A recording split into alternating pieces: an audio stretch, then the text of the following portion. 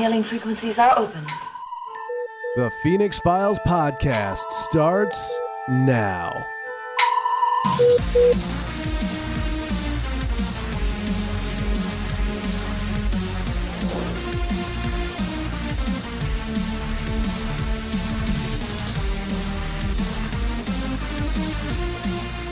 Hello, everyone, and welcome to another episode of the Phoenix Files podcast. Crew of Starbase Phoenix here. I am Trent. And I am Jal. We are Moltrazonless for our podcast this week, but joining us in the guest seat today, our good old friend Gherkin is here. Mortalbound. Hello. Greetings. Well, welcome into the podcast. So let's jump right in and talk about your sort of title character. Everybody knows you as Gherkin, the infamous chef aboard Starbase Phoenix. So tell us a little bit about Gherkin and what he's like. First off, infamous? Is his cooking really that bad? I thought that I was making a point of his cooking being good. Oh well. Anyways, I'm actually quite glad that I was brought on this week because just recently, some of Gherkin's story was revealed. So yeah, I guess we can talk about that. Oh yes, that's true. Got very intriguing. Has been planned for a while. So Gherkin, our lovely Klingon, he's this, fantastic guy in terms of just having stories. He's that guy that always has some sort of story that relates to something. And people are going to be 90% sure that it's completely untrue. It's based off a few people that I've met in the past, like, I've been a janitor, a private investigator. I was in the army. I've flown planes. It's like, but you're now working as like an electrician at a retirement home. Okay. So Gherkin has in the past been a member of, Klingon military. He's been a master huntsman, and most recently, of course, he has left the Klingon Empire to join Starfleet as a chef, a master of culinary arts. And there is a reason for that, for why he sees this as such an honorable thing. Klingons are very devoted to the hunt, but in order to prepare for the next hunt, you gotta be healthy. You gotta have, you have to have your nutrition. That's the thing about Klingons, is that people won't realize that Klingons are actually very healthy people. They don't have junk food. They don't have candy. That's a good point. Cook real food. They do it so that they can, maintain those ridiculous bodies that have all the. Isn't it like most Klingons have like backups for most systems in their bodies? They have a redundant heart, don't they? Yeah. Yeah, they're like hyper adaptable beings. So, keeping that body healthy and maintained is not just the job of the medics, but the jobs of cooks. So I can imagine great big cooking pits where they bring an entire slain Gorka beasts off the plains of Kothmar or something like that, and they'll sauce it up and spice it up, and everyone will have a great big feast. It's not all raw meat and blood wine like people seem to think it is. And Gog. Klingons don't seem to do anything halfway. Yeah. My personal belief is actually that Gog is pretty much the Klingon equivalent of French fries. So the fact that everyone loves it is very disrespectful to Klingon society. A quote-unquote loves it. Sorry, everyone knows about it. That damn Gog. I think one of my favorite things with Gherkin has been his troublesome relationship with parsley. Oh, yes. Seems very conflicted about it. Most dishonorable little plant.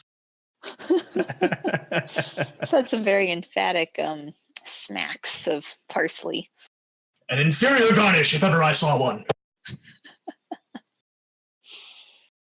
So yeah, he's gone through all that. He's wound up as a chef for some reason, not for the Klingons, but for Starfleet, claiming essentially a different reason each time. Saying that, my father, Koles, was, like hunted down by the Imperial Army or something like that, or that I don't know, like I wooed the daughter of one of the High Councilmen or something like that. You know, he'll have a different reason each time you ask him for why he fled the Klingon Empire. But as it turns out, the real reason has just been revealed recently, is that Gherkin is not actually the son of Kolis. He is the son of the former Chancellor, Gowron. And suddenly the profile picture makes so much sense. With those great beady eyes and that very high voice for a Klingon. So yeah, there isn't family resemblance. Sorry, I think I cut out there for a moment. There isn't a great deal of family resemblance, although I imagine he would look more like Gowron if he didn't have an eye patch. By the way, he did lose that in a cooking accident. I would expect nothing less. Seafood night. Never trust a lobster. Lobsters the new tribbles. Oh yeah. But anyways, as we've most recently found out, there are those in the High Council who are not entirely sure that they want any descendants of Gowron around. I guess maybe they thought that Gherkin was dead. But okay, I completely forgot about this. His name is actually Gherkin, not Gherkin. But the nickname is Gherkin because food. Little tiny pickles. Just wait until I tell you about his brother, Pakel. That's P''Kel. And there was someone else. I don't forget. I don't remember if I made a name for Relish, but anyways. His target's named Cucumber. Getting off track here. Wow. So, the High Council understands that Gowron was a little unstable during the Dominion War. You know, there was that whole thing where he made a few small mistakes. He may have killed a few people unrightfully. He may have been pushing the entire Klingon Empire to the brink of devastation for his own personal gain so that he could gain it over Martok. But yeah, people didn't like him for that. Details. Now, I don't know about what houses have survived since then. Like, I don't know if I don't know like how much popularity Martok has had as, because is he still Chancellor? Or no, he handed that over to Jim Pock, right? Yes. Yeah, he handed it over to Jim, and what's up calling him Jim? But yeah, like the House of Duras, all those nasty houses back then that didn't really like Gowron. I don't know if they're still around, but the point is that Gherkin still has a very legitimate claim to his father's authority. I don't even know if he called himself by an official house, but to Gowron's house. So yeah, but Gherkin didn't want any of that, so that's why he sort of backed out when he realized, hey, people think that I'm just as crazy as my dad. People are going to want to kill me. Hence why he's in the ass end of nowhere in the Delta Quadrant. Because, people trying to kill you really takes away from your time to cook. Oh, yeah. That messes up all your recipes. Needless to say, it was quite a surprise for Trent to see just two random Klingons running around with knives trying to kill Gherkin in his kitchen. That was quite the scene there.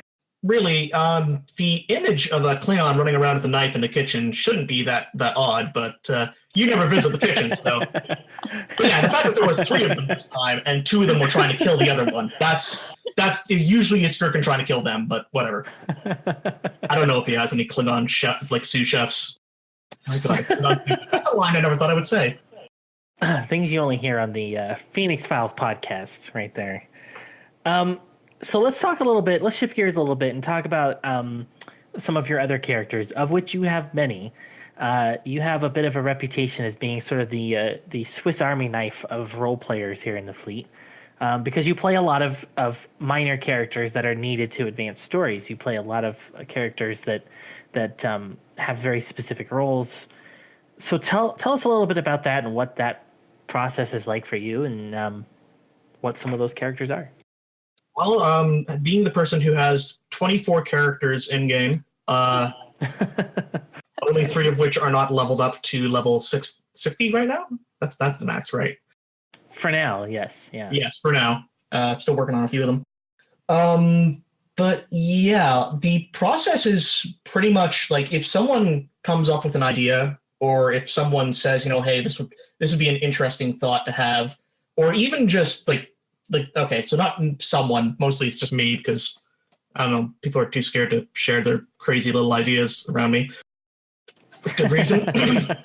But I'll come up with these little ideas for a character and I'll bring them out and I'll try and make something out. Like one of them was the idea of why don't we have a holographic officer that's based on a historical or fictional character that can function like a normal crewman, because we've seen holograms function like a normal crewman. So I made a Vic Fontaine emergency command hologram. So that's going to be a thing for a story.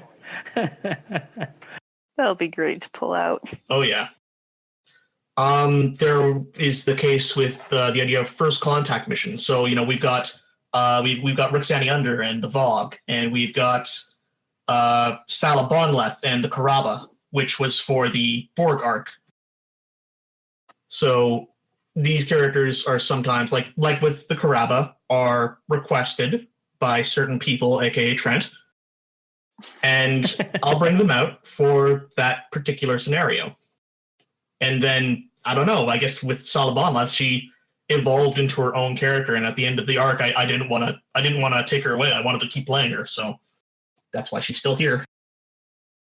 Have you had any particular characters that were like the most interesting to come up with? Because you often come up with them very quickly. Oh yeah, well, I try to make things interesting. I try to keep.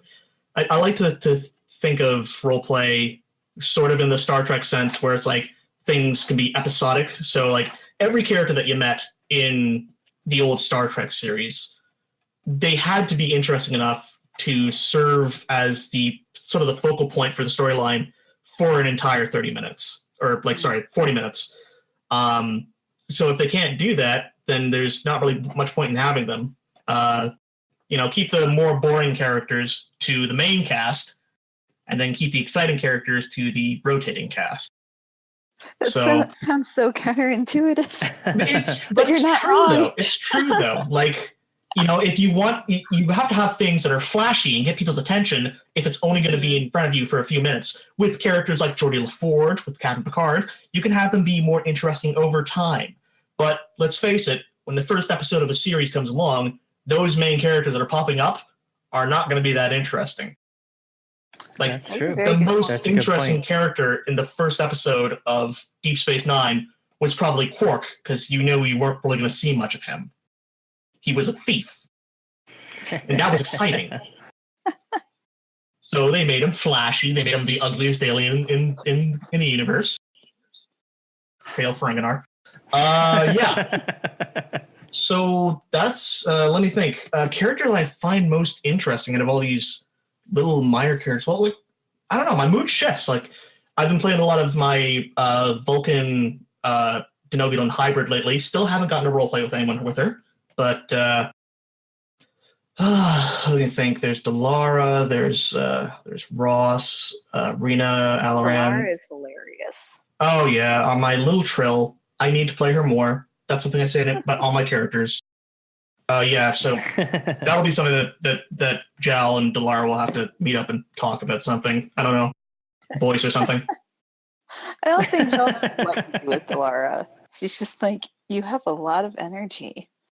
And she loves rocks. She does. But yeah, okay, the one character that is kind of coming to mind about what would probably be the most interesting out of all these minor characters is one that I'm actually a little bit frightened to talk about because it's kind of spoilery for my future storylines. I've talked to Jal about it. Oh. He's a certain nasty person that's been hanging around space around Starbase Phoenix. Oh, that person. Yeah, that person. Uh-oh. He has feared. He's done a few things. He's done a few things already. may have made some problems for a certain Trevor Algani, but He Yeah, served as a bit of a red herring in a couple stories. oh yeah. Oh, you know what? 4 of 7. 4 of 7, right there. Oh, yes. Character that yes. was made for roleplay. That is very interesting. He's, of course, he's a Borg, but he was made just as a Borg alt when I got my, what's it called, the Lifetime Pack. He was made for the Borg line, and now he's still on the station. Like, I haven't really done much with him since the events of the cooperative came along and talked to him. But I had the story written that not long after that, he actually, his body started shutting down, essentially. Like, his parts stopped working, so they had to do emergency surgery and whatnot. And I'm actually going to be working on getting his story running again, because he's now essentially in rehab. He's learning how to use the systems of his body again, and his implants have been minimized. And he doesn't want to. He probably still wants to assimilate everyone, but like, he's very quiet about it now. Just runs an inner monologue about it. No, it's kind of sad. Like I did the post in one of our channels about it, about how right now he's working on his legs. Like, I don't know. Did you see the end of, what was it? Avengers Civil War, where what's his face? Don Cheadle. Oh. Yeah, he gets his legs hurt. Yeah, so, Brody, yeah. Mm-hmm. Yeah, so he's got his leg hurts. He's got his legs hurt, and he's doing that thing with the 2 rails, and he's trying to walk. Yeah. Right now, that's 4 of 7 in the medical center. Oh, goodness. Yeah, and he's like completely straight-faced. He's got no emotion. It looks like he has no will to live. So I'm hoping someone will talk to him and someone will befriend him. But yeah, I would like to get more stuff going with him, because he's not just any Borg, remember. He is an expert on that advanced nanotechnology that was being used in the what was called, the word for world is Borg? Mm-hmm. Yes. I still don't understand that title, man. It was a reference to a science fiction writer. I forget what her name was. Well, Ursula. that's probably a bad sign. I didn't know her. It was Tiller's idea. I liked the title because it was. I thought it was clever because then it was like the Borg were taking over world, so world became synonymous with Borg. True enough. Creepy. It is creepy, but like no one's talked to him about that yet. No one's asked. Like, yeah, someone should probably do that, because he knows about that technology, and furthermore, he probably knows about what happened during the opening of that line when we first went to the research station. And there was all the destruction and all the dead drones and the fact that the place was like abandoned. That's right. And there was the fact that he was impaled on the wall with a spear. Like, that kind of went over people's heads. That's a good point. We never really wrapped back around to what happened there. Yeah, because then it was like the Borg were just being complete jerks and immediately attacked after that. How dare they? Yeah. How dare those Borg. Wonder why they did. We're almost out of time in this block before we go to break, but really quickly, I want to ask you, obviously it's clear you have a lot of plans for your characters. Anything you can, any little teasers or any little tidbits you can give us to lead us on here? Okay, here is your warning right away, guys. If you have letters that you want to send back to the Alpha Quadrant, send them now. Oh, goodness. Oh, There wow. might be some interruptions to transportation in a bit. Oh, interesting. Well, with that, we're going to take a break. The Phoenix Files podcast continues in just a moment.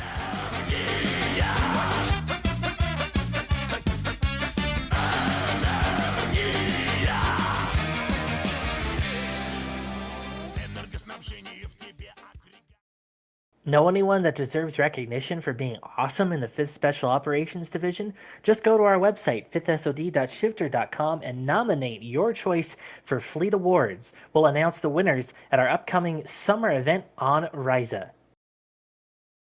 Hi there. My name is Yarg, liquidator for the Ferengi Avarice Preservation Society. Every year, hundreds of thousands of interwebers are lost to the tides of the Great Material Continuum, and that's a fate you wouldn't wish on your worst enemy. So don't let your friends at the 5th SRD get washed away. Donate to the Epic Shifter Plan by using the convenient and Latinum tax-free button on the Shifter website. If the Ferengi Avarice Preservation Society gets enough donations, the website will have access to wonderful things, just like expanded image hosting, expanded forums, greenworm harvesting tips, group messaging, a complimentary box of Hyperion beetle snuff each month, absolutely no ads, barring the appropriate Frankenstein-sponsored advertisements, and much, much more. Remember the 263rd rule of acquisition: never allow doubt to tarnish your lust for Latinum. And of course, don't forget to donate. A message from the Ferengi Avarice Preservation Society.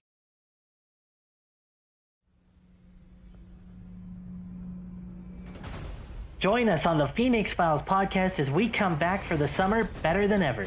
We'll have all sorts of new features for you, including some new special segments, new guest speakers, and even a live podcast during our summer festival. Are you telling me this will be exciting again? Will the phoenix rise from the ashes? Oh joy, that sounds so fun. I'm on LSD. This is a cat toy. And now back to the podcast.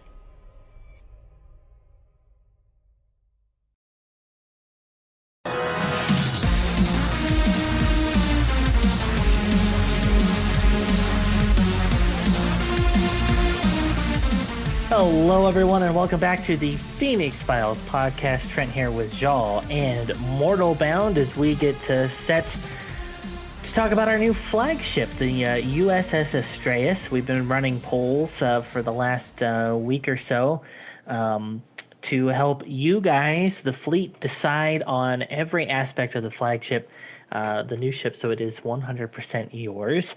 The flagship will start coming around actually very soon. By the time this podcast is actually released, it should be available. And we're going to be doing a ship RP based around it, which is exciting. But it's going to be a bit more flexible than most ship RPs because the ship is going to be around the fleet. So people can come and go as they please. They can bring whatever characters they want. Or we're also going to have the opportunity for people to make their own characters or new characters specifically for this ship if they want to take a seat on the crew. So my question to you guys first to start us off is how excited are you guys to see this new flagship?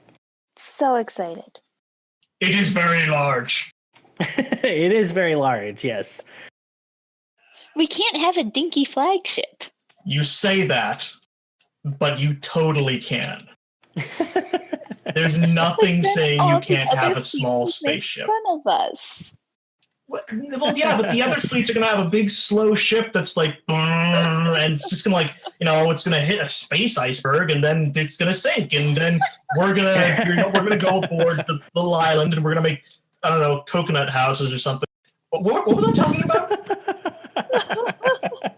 This sounds like a RP we should do when Ryza is around again. Yes. Okay, I'll make a note of that. Coconut houses. You'll need to make another villain to bust up our flagship. Dr. Coconut, got it. Dr. Coconut, I like it. You heard it here first. No, but how do you guys feel about having being able to finally get to actually exploring instead of just shooting everything up and blowing everything up? Hey, we do some exploring. Hey, the Ashen Wing has been constantly exploring the area immediately around the starbase. Jal explores things with data. Not the android. Oh, okay. But Gherkin explores the culinary landscape of the Delta Quadrant.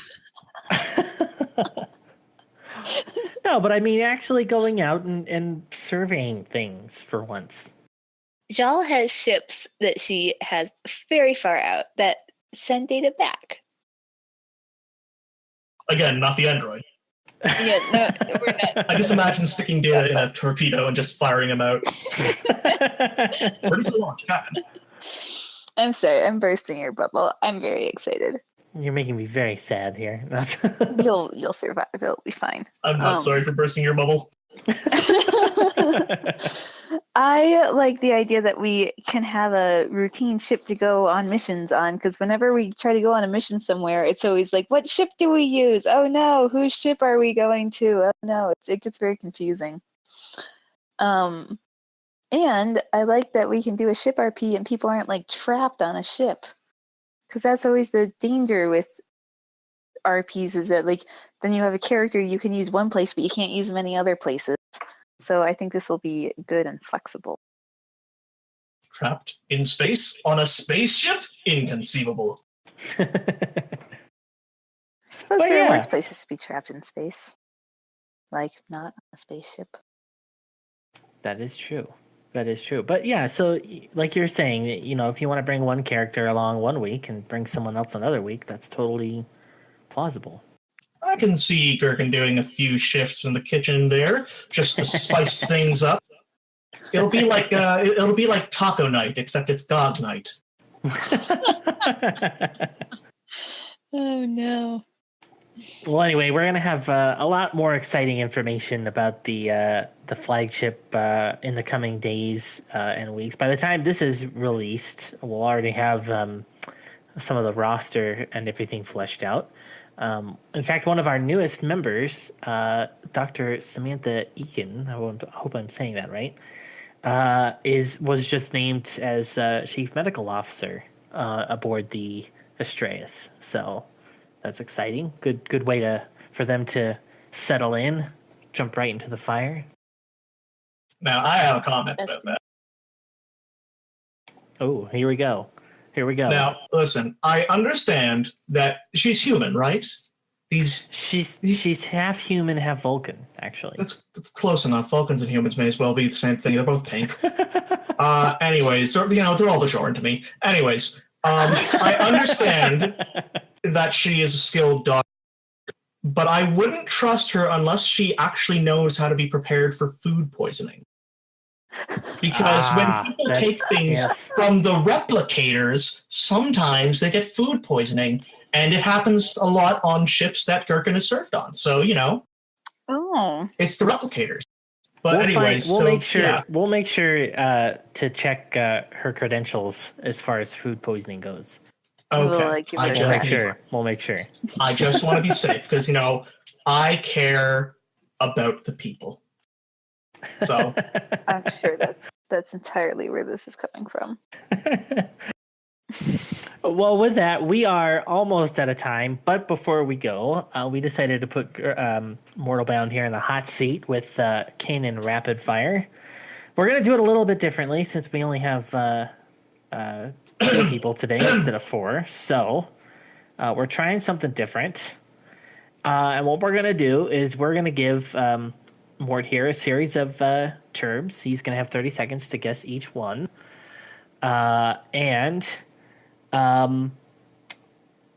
Yes, we'll see how far he can get. If he misses 3 of them, then it's over, and that's his score. We'll see if he can get all the ones we throw at him here. All right, are you ready? Are you ready for this, Mort? Bring it on! All right, here we go.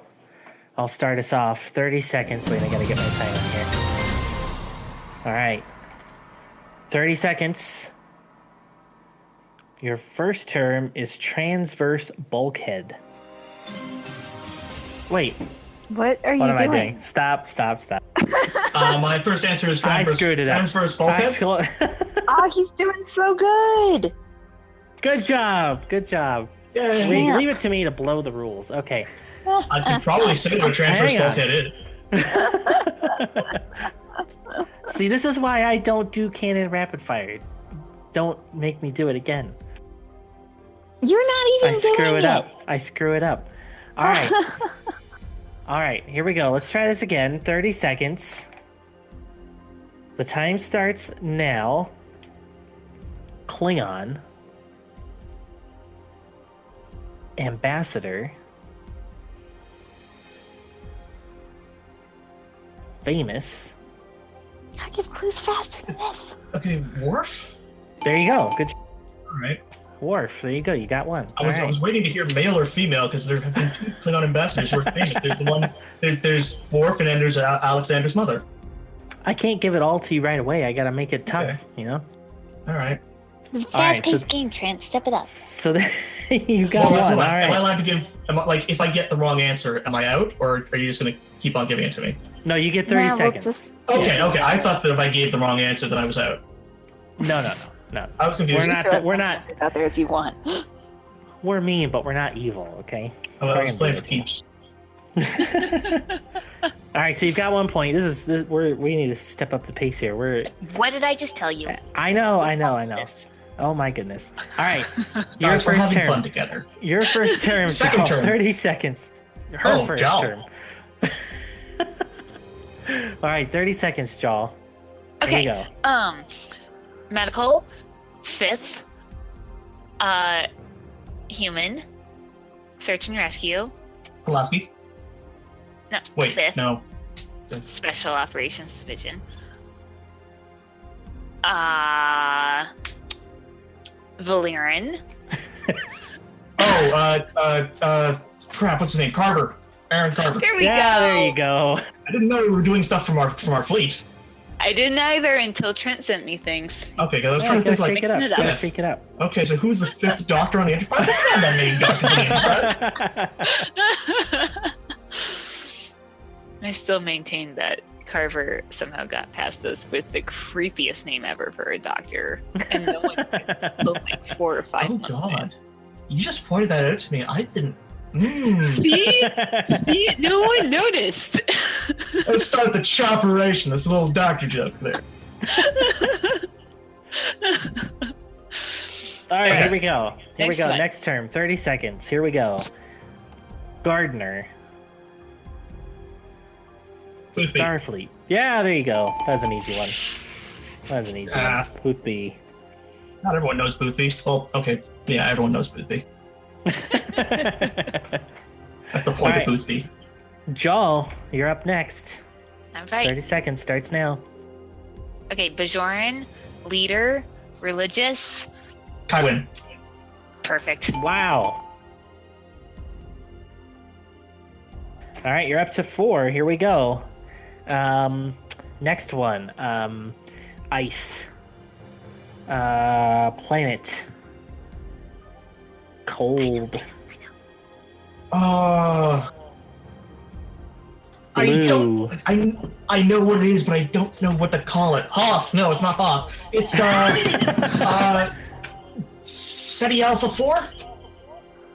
Nope. No. Antenna. Oh. Think antenna. simpler. Antenna. Antenna? What? Andorians. Yes, Andoria is the Okay. answer, but yes. I You're at forgot. it. I forgot. You're actually out of time on that one, though, so that's Okay. that's a strike. But That's a you've strike. got 2 more strikes to go. Okay. All right, Jal, I are you knew this. ready? Yes. Time starts now. Commodity, useless, Nog, Jake. Self-sealing Plentiful. stumbles. Yep. There we go. He's back on track. All right. It's either that or Yamuk sauce. But let's face it, Yamuk sauce, that's not useless. All right, here we go. Next term. Bajoran. Female. Major. Nerys. Good, close enough. Kira Kira Nerys. Nerys. Yes, there you go. Call her You first name. should have just said our cat. Yeah, well, that's why I said Nerys. All right, Jal. 30 seconds. Time starts now. Ocampa. Smart. Nice. Voyager. Oh, I can't remember her name because I didn't like that Transcendent. character. 3 letters. Space lady, time magic Yep. person. What's Yep. her name? Yes, You can do it. You can do it. Good job. Yeah, there you go. Didn't like that character. All right. Clearly not. All right, we've got two more. Two more here. Okay. All right. 30 seconds starting now. Ferengi. Drug. Commodity. Beetle stuff? Not a commodity. Yeah, there you go. Good job. Hyperion beetle stuff? It's not a drug. It's close enough. It's just for clearing out the sinuses.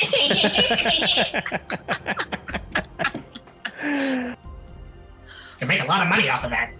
All right, y'all. One more. We got one more here. 30 seconds starts now. Picard, beverage, famous. Tea, Earl Grey, hot. Oh, there you go. Perfect. Perfect. So he ends with 9. That's your high score, Mort. Beat me, next guest. Ooh. Ooh. Oh. It's a challenge. All right. Well, there we go. So 9 is the high score for Gherkin. Good job. But yeah, thanks for coming on the podcast. It's been great having you, Mort. We'll have to have you back for a little of Gherkin's Corner. We didn't have time to get to Gherkin's Corner. Cooking with Gherkin. Cooking with Gherkin. Gherkin. Right. First, It's take the Gherkin's dog. Corner, right? Put it in the plate. Eat that dog. Cooking with Gherkin. There we go. See Gherkin. All right, well, thank you guys so much for listening to the podcast today. And with that, 3 to beam up. Wait, I forgot something. No!